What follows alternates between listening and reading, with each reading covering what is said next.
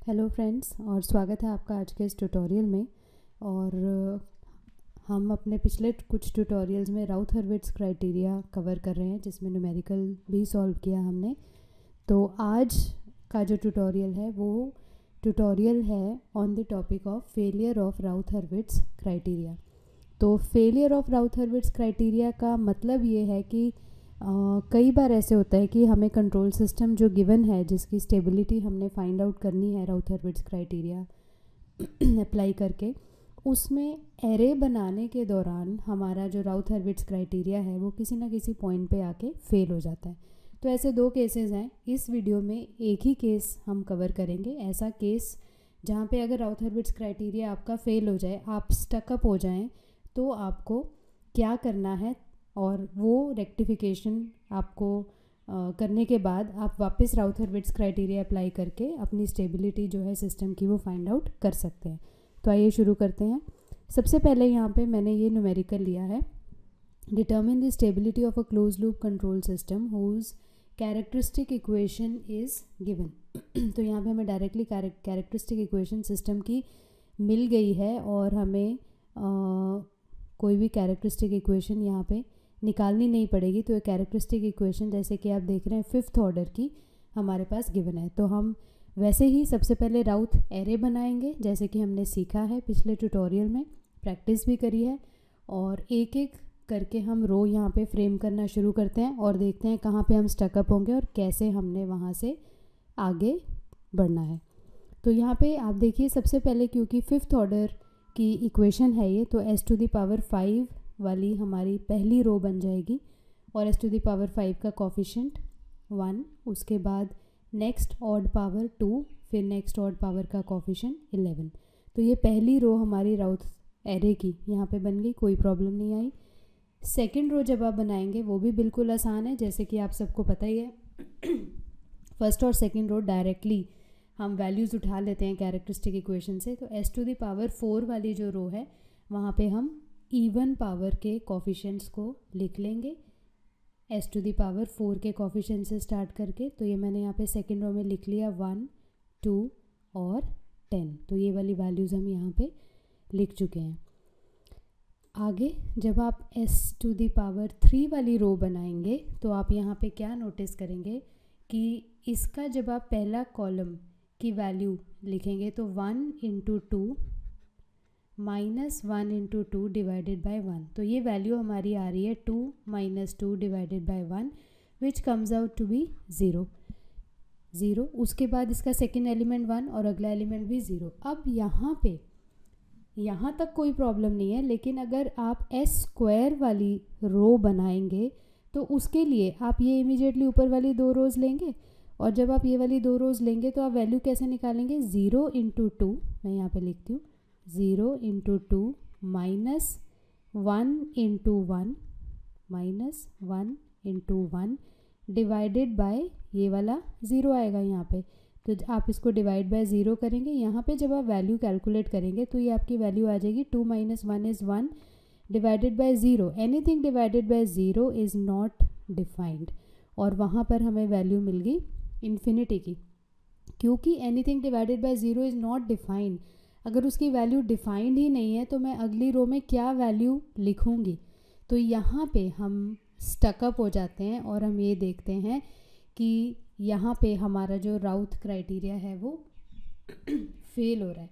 तो यहाँ पे देखिए, third element in the first column of the array कह लें आप, या first element in the third column, third row of the array is 0 and this Routh criteria fails at this stage. तो इसको हम कहते हैं फेलियर ऑफ राउथ क्राइटेरिया, जहाँ पे आपकी किसी भी रो का पहला एलिमेंट 0 हो जाए तो वहाँ पे हमारा राउथ हर्विट्ज़ क्राइटेरिया फेल हो जाता है। इसका सोल्यूशन क्या है? Is that 0 is replaced by a symbol epsilon, and epsilon is limit of epsilon tending to 0। तो यहाँ पर हमने एक छोटा सा अरेंजमेंट कर दिया है कि मैंने 0 की जगह पर कोई भी सिंबल, आप कुछ भी ले सकते हैं, alpha beta gamma ABC PQR कुछ भी। तो मैंने यहाँ पे एप्सिलॉन ले लिया सिंबल, और क्योंकि मैं 0 को रिप्लेस कर रही हूँ तो मैंने एप्सिलॉन के ऊपर लिमिट पुट कर दी है कि limit of epsilon is tending to 0। तो अब हम क्या करेंगे कि ये वाली रो को हम दोबारा लिखेंगे, लेकिन 0 की जगह पर हम एप्सिलॉन लिख देंगे। कैसे, ये देखिए। तो ये वाली रो को जब आप दोबारा यहाँ पर रीफ्रेम करेंगे तो 0 की जगह पे मैंने एप्सिलॉन लिखा, उस पर लिमिट लगा दी। ये बहुत ज़रूरी है, इम्पॉर्टेंट है कि एप्सिलॉन जो है उसकी लिमिट इज़ टेंडिंग टू 0। बाकी हमारे जो एलिमेंट्स हैं वो एज इट इज़ 1 और 0 आ जाएंगे। अब जब आप अगली रोज़ बनाएंगे तो आपने 0 ना लेकर एप्सिलॉन लेना है, जो कि एक वेरिएबल बन गया अब, और overall limit epsilon tending to 0 आप लगाते चले जाएंगे। तो जब आप एस स्क्वायर वाली रो बनाएंगे, यहाँ पे तो हमने एप्सिलॉन से रिप्लेस कर दिया 0 को, तो हमारी एस क्यूब वाली रो अब दोबारा से बन गई ये वाली। और जब हम एस स्क्वायर की रो बनाएंगे तो क्रॉस मल्टीप्लिकेशन कैसे होगी, ये देखिए, एप्सिलॉन इस 1 से मल्टीप्लाई होगा, राइट। और ये क्या आ जाएगा यहाँ पे 0 और डिवाइडेड बाय एप्सिलॉन, नहीं एस क्यूब के साथ नहीं, ये एस ये वाली रो है, ऊपर वाली रो है, तो एप्सिलॉन इसके साथ 2 के साथ मल्टीप्लाई होगा, क्योंकि ये तो एस क्यूब वाली रो ही मैंने दोबारा लिखी है, माइनस ये वाला आ गया 1 और डिवाइडेड बाय एप्सिलॉन। तो हमारी एस स्क्वायर वाली रो का जो पहला एलिमेंट है वो अब बन गया है 2 epsilon minus 1 divided by epsilon. साथ में आपने सिंपल लिमिट पुट कर देनी है यहाँ पे एप्सिलॉन टेंडिंग टू 0 की। और जब आप इसका अगला एलिमेंट लिखेंगे तो वो क्या आएगा, ये देखिए 1 multiplied by 10 minus 2 multiplied by 0 divided by 1, तो ये मुझे 10 वैल्यू मिल जाएगी और यहाँ पे 0। तो अब हमने अपनी एस स्क्वायर वाली रो भी बहुत आसानी से फ्रेम कर ली है। अगली रो जो हमारी बनेगी एस टू द पावर 1 वाली, वो रो हमारी इसके इमीडिएटली ऊपर वाली 2 रो से बन जाएंगी, यानी एस क्यूब और एस स्क्वायर। तो यहाँ पे मल्टीप्लिकेशन किस में होगी, 2 epsilon minus 1 upon epsilon into 1 minus 10 epsilon divided by 2 epsilon minus 1 upon epsilon. तो आप इसको बहुत आसानी से सॉल्व कर सकते हैं जब आप इस पर लिमिट टेंडिंग टू,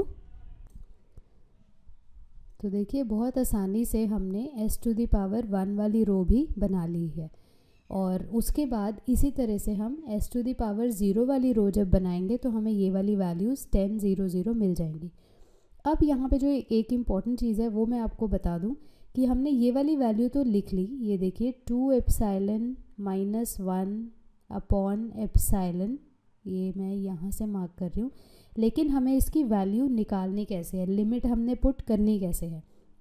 जब भी आप लिमिट पुट करेंगे यहाँ पे, क्योंकि फर्स्ट कॉलम में हमारी जो बहुत इम्पॉर्टेंट चीज़ है वो ये है कि हमें साइन मॉनिटर करना है, किसी एलिमेंट का साइन चेंज हो रहा है या नहीं हो रहा। तो जब आप इसकी लिमिट 0 पुट करेंगे, ये देखिए 2 एप्सिलॉन माइनस 1 अपॉन एप्सिलॉन, तो आप हम यहाँ पे 0 लिमिट पुट करते हैं, एप्सिलॉन की लिमिट 0, ये हुआ हमारा 0 माइनस 1 अपॉन 0, ठीक है। 0 minus 1 is minus 1 upon 0 and anything divided by 0 is infinity.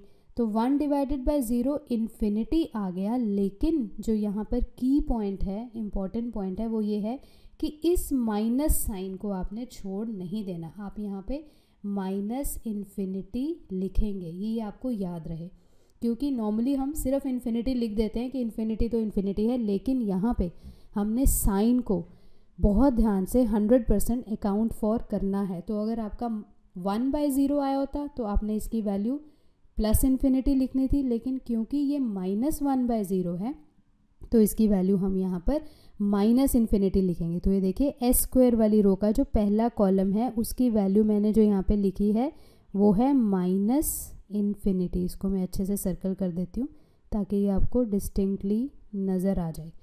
और ऐसे ही जब आप S1 वाली रो में एप्सिलॉन की वैल्यू 0 पुट करेंगे तो ये वैल्यू क्या आएगी, 1 माइनस 0 अपॉन 0 माइनस 1, राइट। तो ये वैल्यू आप सॉल्व करेंगे जब, तो आपको मिल जाएगा यहाँ पे +1 और यहाँ पे +10। तो अब देखिए, अब हमारा एरे बिल्कुल तैयार हो गया है। मैं अब फर्स्ट कॉलम की वैल्यूज़ को मार्क कर रही हूँ। पहली रो में कोई प्रॉब्लम नहीं थी, +1, इसमें भी हमने +1 निकाल लिया, इसमें भी हमारा 0 है, +0 है मैं कहूँगी। उसके बाद यहाँ पर एप्सिलॉन टेंडिंग टू 0, ये तो हमने +0 कर लिया। उसके बाद एस स्क्वायर वाली जो रो है उसमें -∞, और यहाँ पर हमारा +1 और यहाँ पर हमारा +10। तो ये हमारे जो सर्कल करे हैं मैंने, वो हमारे फर्स्ट कॉलम के एलिमेंट्स हैं राउथ एरे के। तो अब यहाँ पे हमारा कंक्लूजन क्या है, क्या कोई साइन चेंज है? बिल्कुल है, क्योंकि +1 +1 +0 प्लस एप्सिलॉन -∞ और फिर से +1, तो साइन चेंज है। तो क्लियरली हम इसको लेबल कर सकते हैं कि ये हमारा अनस्टेबल सिस्टम है।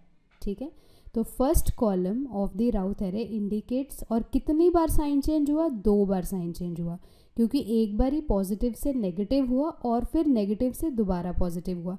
इसका मतलब कि system is unstable and has 2 roots with positive real parts. तो ये सारी चीज़ हम ऑलरेडी पहले ही समझ चुके हैं पिछले ट्यूटोरियल में। यहाँ पे जो समझने वाली बात है वो सिर्फ और सिर्फ थी कि अगर आपकी किसी भी रो का पहला एलिमेंट 0 हो जाता है तो आपने आगे कैसे बढ़ना है, तो वो आपने आज इस ट्यूटोरियल में सीख लिया है। ये देखिए, यहाँ पे 0 हुआ तो हमने उसको एप्सिलॉन से रिप्लेस करके आगे बढ़े, और हमारा एरे भी बन गया, और हमने एलिमेंट्स भी आइडेंटिफाई कर लिए, साइन चेंज भी आइडेंटिफाई कर लिया, और हमने एक कंक्लूजन दे दिया कि हमारा सिस्टम स्टेबल है या अनस्टेबल। तो ये बिल्कुल आसान है। अगर ऐसी कोई सिचुएशन, ऐसा कोई न्यूमेरिकल आपके सामने आ जाए तो मैं उम्मीद करती हूँ कि अब आप स्टकअप नहीं होंगे और आप आगे इसी तरह से बढ़ जाएंगे। तो मैं उम्मीद करती हूँ कि ये ट्यूटोरियल आपको पसंद आया है, आपको समझ में आया है कॉन्सेप्ट, और अगर आपको पसंद आ रहा है तो आप इसको शेयर करें ताकि ज़्यादा से ज़्यादा स्टूडेंट्स और लोग इस फ्री एजुकेशन का फ़ायदा उठा सकें। और हम जल्दी अगले ट्यूटोरियल में मिलेंगे जहाँ पे हम केस 2 डिस्कस करेंगे, failure of Routh Hurwitz criteria. तब तक के लिए अपनी सेहत का ध्यान रखें और खुश रहें। Bye bye.